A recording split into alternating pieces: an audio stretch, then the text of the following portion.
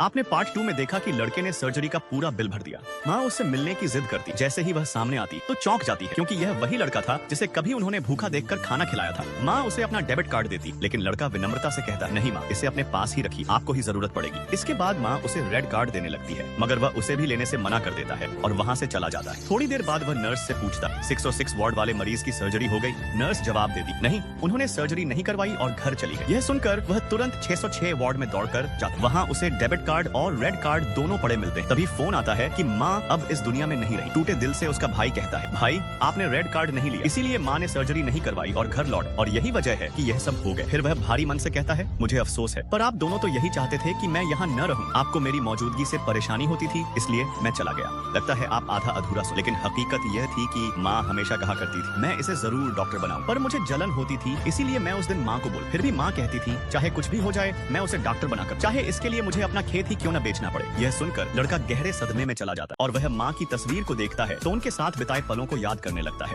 फिर रास्ते जाते वक्त उसे अपनी माँ की आत्मा दिखाई दे। उसे देखकर वह बहुत खुश हो जाता है, लेकिन कुछ ही पलों बाद माँ की आत्मा गायब हो जाती। यह देखकर वह सोचता है, जब मैं भूखा था तब उन्होंने अनजान होकर भी मुझे खाना खिलाया, कभी यह एहसास नहीं होने दिया कि मैं पराया हूँ, और आज वह सदा के लिए चली गई। हमें हमेशा अपनी माँ से सच्चा प्यार करना चाहिए और उनके साथ हर लम्हा जीना चाहिए, क्योंकि जिंदगी का पता नहीं किस पल कौन सा वक्त बदल जाए। अगर आप भी अपनी माँ से प्यार करते हैं तो कमेंट में लिखें, लव यू माँ।